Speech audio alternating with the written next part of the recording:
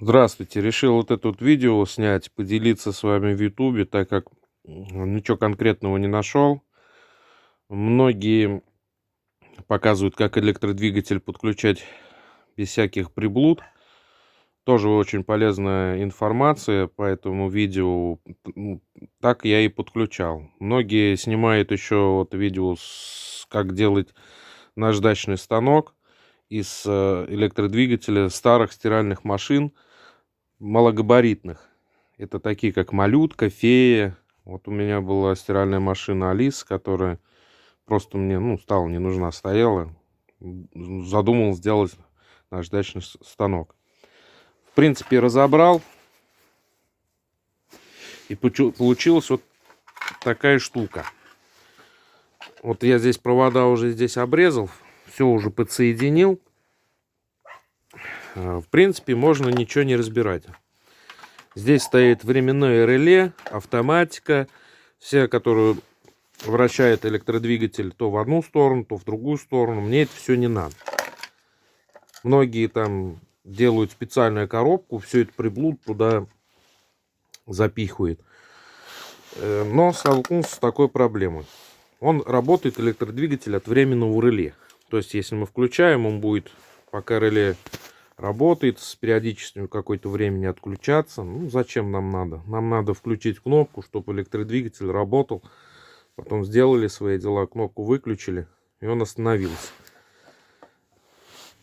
Так, к этому руле была подключена вот эта вот вся схема. Плюс с этой схемы конденсатор.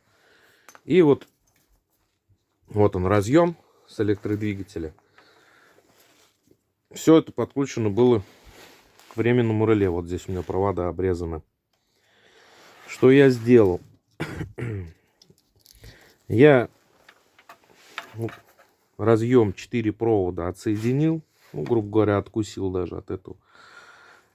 Откусил от реле времени отсюда. И отсоединил я конденсатор.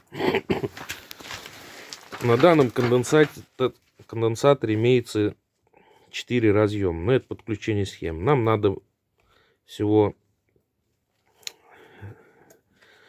2. Либо так, либо вот на эти 2.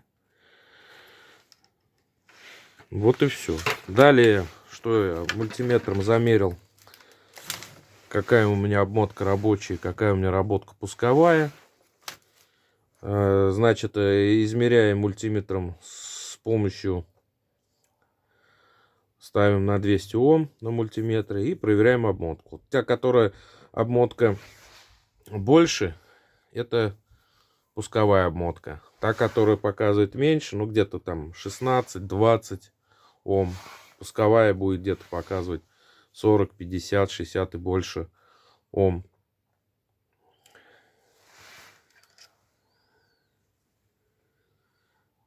То есть мы определяем. Я подключил дальше у нас вот этот разъем с 4 проводами для удобства, чтобы у меня было. И поставил стандартную вилку от стиральной машины тоже.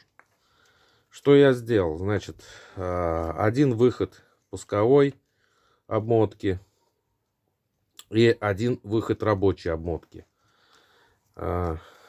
И один конец провода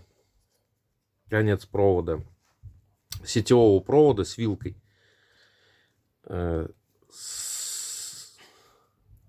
Все это вместе соединяем.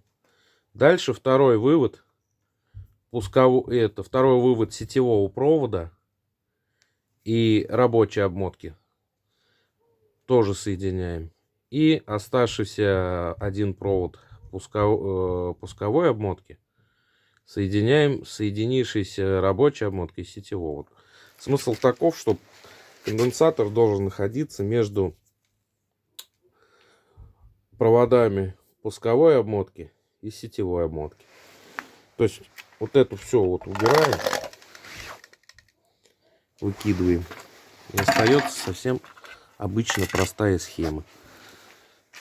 Сейчас включим, все будет работать.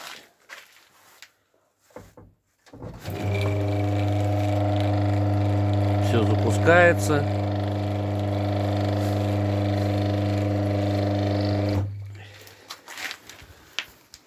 остается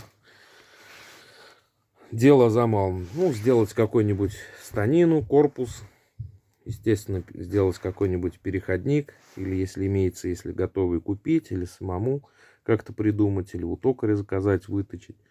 И уже, соответственно, можно ставить наждачный круг. Схема очень простая. Долго думать не пришлось. Но от старой стиральной машинки, как некоторые берут вот эту всю схему, впихивают в коробку. Я посчитал, что это делать не надо. Вот это вот просто отсоединяем. Вот и все.